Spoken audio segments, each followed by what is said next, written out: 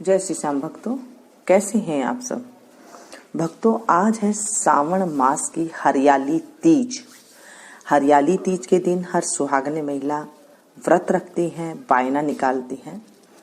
जिस लड़कियों की शादी हुई होती है, आज के दिन पियर वाले उनके घर पे सिंदारा लेकर के जाते हैं। तीज माता का सुहाग का सामान, साड़ी वगैरह सारा लेकर के जाते हैं। और जो कंवारी लड़की होती है वो भी व्रत रखती है, तो उन्हें अच्छा मन भावन पति मिलता है। पार्वती माता ने 108 वर्ष तक तपस्या करके शिवजी भगवान को आज के दिन ही पाया था। आज के दिन गौरी शंकर की पूजा की जाती है, माता पार्वती और शंकर जी की पूजा की जाती है, तो उन्हें सदा सुहागन रहने का आशीर्वाद मिलता है। शंकर भगवान ने माता पार्वती को जब कथा सुनाई थी तो उन्होंने कहा था कि आज के दिन जो कोई भी आपकी और मेरी पूजा करेगा उसे मैं आपकी तरह अमर सुहाग का वरदान दूंगा। तो इस तरह से कर जाती है। सिंदारा वाले दिन, आज तीज है, हरियाली तीज है, तो एक दिन पहले सिंदारा होता है। लड़कियों उस दिन मेहंदी लगाई जाती है और तीज के दिन लहरिया पहनाया जाता है। जैसे राजस्थान के अंदर लहरिया, राजस्थानी लहरिया सबसे बढ़िया होता है, तो वहां पर जो लहरिया की साड़ी पहनी जाती है, लहरिया के सूट कपड़े पहने जाते हैं, लहरिया के सूट पहने जाते हैं। ये हर जगह मनाई जाती है ये तीज। तो आज हम तीज माता की कहानी सुनेंगे। तीज माता की कहानी के साथ साथ अगर नीम की कहानी सुनते हैं तो उसका साथ में फल मिलता है, नहीं तो कहानी जो है पूरी नहीं होती। तो नीम की कहानी जरूर सुने आज के दिन जब आप पूजा करते हैं। बायना निकाला जाता है, साड़ी, स्वाग पिटारी और हरी चूड़ियां पहनी जाती है। लहरिया की साड़ी में 16 श्रृंगार किया जाता है और साथ में झूला जरूर लेते हैं। श्रावण महीने के अमावस्या के बाद जो तीज आती है उसे कहते हैं हरियाली तीज। शुक्ल पक्ष को आती है ये, और आज तीज है तो आज के दिन झूला लेना बहुत जरूरी होता है। झूला झूलना चाहिए आज के दिन, तो मनोकामना पूरी होती है। और खूब सज धज के लड़कियां आज के दिन जो है पूरा 16 श्रृंगार करके आज के दिन जो है झूला लेती हैं और व्रत रखती हैं। व्रत ना कर सके तो कहानी जरूर सुनिए आप, बायना जरूर निकालिए आप तीज माता के नाम के। शुरू करते हैं हम तीज माता की कहानी। दो बहनें थी, दोनों बहनें तीज माता का व्रत करती थी। आज तीज है, तीज माता का व्रत करती थी। तीज माता का व्रत करने से उन्हें अच्छा घर बर मिला दोनों को। और बड़ी बहन जब नीम को सींचती थी, क्योंकि आज के दिन नीम भी सींचा जाता है, तो वो कहती थी, हे नीम तू तो कड़वी है। और जब छोटी बहन सींचती थी वो कहती, हे नीम तू मीठी है। बड़ी बहन जब पियर में रहती थी, ना तो बड़ी बहन को कोई पियर वाले पसंद करते थे और ना ही ससुराल वाले पसंद करते थे। छोटी बहन को पियर में भी उसे खूब पसंद किया जाता था और ससुराल में भी उसे खूब पसंद किया जाता था। वो परेशान थी बड़ी बहन की, मैं क्या करूं, मैं सबके साथ इतना अच्छा करती हूँ, इतना अच्छा बोलती हूँ, इतना सबका काम करती हूँ, फिर भी मैं सबको बुरी क्यों लगती हूँ। वो छोटी बहन सबको प्यारी क्यों लगती है। वो ऐसे कई साल बीत गए तो बड़ी बहन ने किसी समझदार औरत से पूछा, बड़े बुजुर्ग से पूछा कि मेरे साथ ऐसा क्यों होता है कि मैं हमेशा सबके साथ अच्छा करती हूँ, उसके बाद भी मुझे ऐसा ही जो है कोई पसंद ही नहीं करता। मुझे ना कोई यहाँ पसंद करता है, ना कोई मुझे ससुराल में पसंद करता है, ना मुझे कोई पियर में पसंद करता है। और छोटी बहन को सभी जगह पसंद करते हैं, ससुराल में भी पसंद करते हैं और पियर में भी पसंद करते हैं। ये बात सुनकर किसी वो औरत ने उसने कहा कि तुम जब आखा तीज की, जब ये हरियाली तीज की पूजा करती हो, तुम जब नीम सींचती हो तो उस टाइम पे ये कहती हो कि हे नीम तू कड़वी है। उसने कहा, हाँ मैं यही कहती हूँ, तुम नीम कड़वी है। तो कहती कि इसलिए तू सबको कड़वी लगती है, तू सबको अच्छी नहीं लगती, तू कड़वी लगती है। आज के बाद ऐसा मत बोलना, आज के बाद ऐसे बोलना कि हे नीम तू मीठी है। फिर बड़ी बहन ने जब तीज का व्रत आया तो बड़ी बहन ने बोला, हे नीम तू मीठी है। ये कहने से उसे सभी जगह प्यार करने लग गई।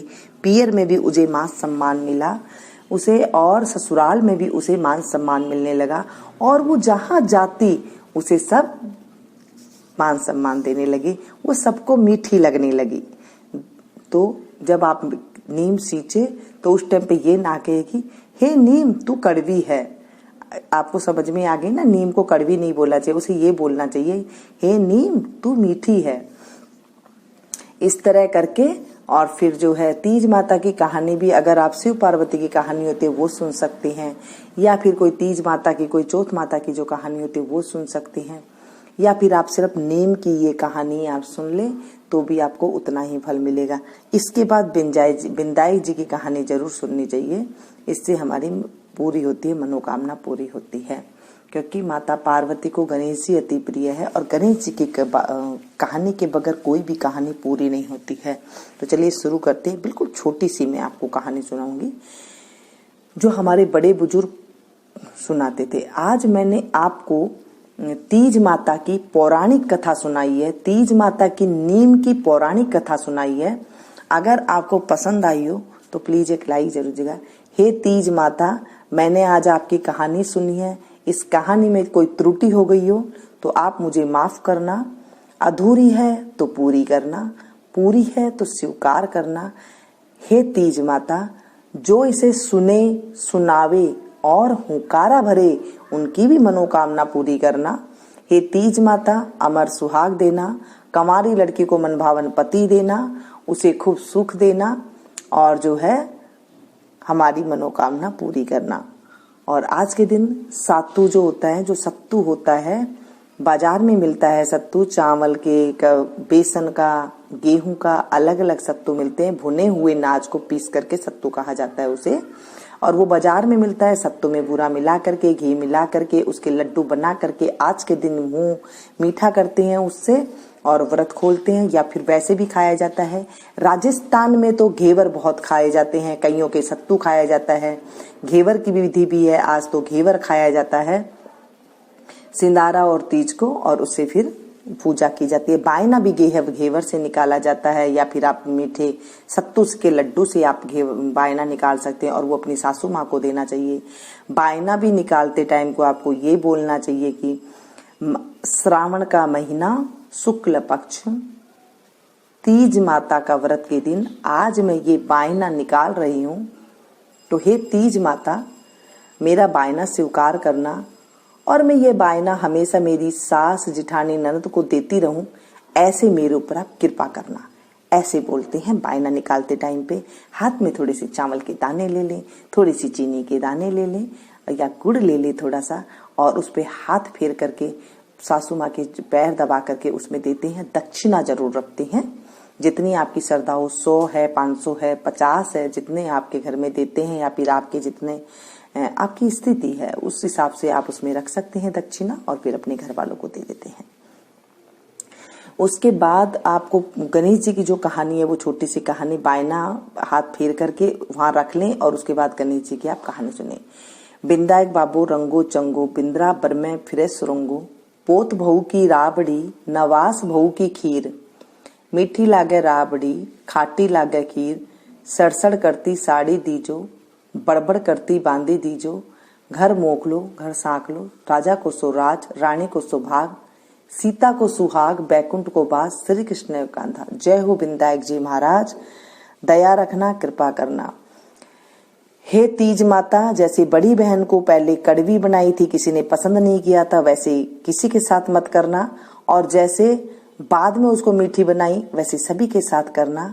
मीठी बनाने को तो मेरे साथ भी करना, मुझे भी सब पसंद करे, और ऐसे हाथ जोड़ करके उसके बाद क्षमा याचना करें, और उसके बाद ये जल जो है वो नीम के पेड़ में आप डाल दें, या फिर सूर्य भगवान को दे सकते हैं।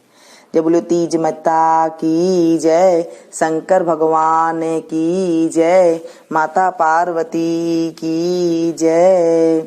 तो ये छोटी सी कथा मैंने आपको सुनाई है, पसंद आए तो प्लीज एक लाइक जरूर दीजिएगा, इसे ज्यादा से ज्यादा अपनों के साथ शेयर कीजिएगा।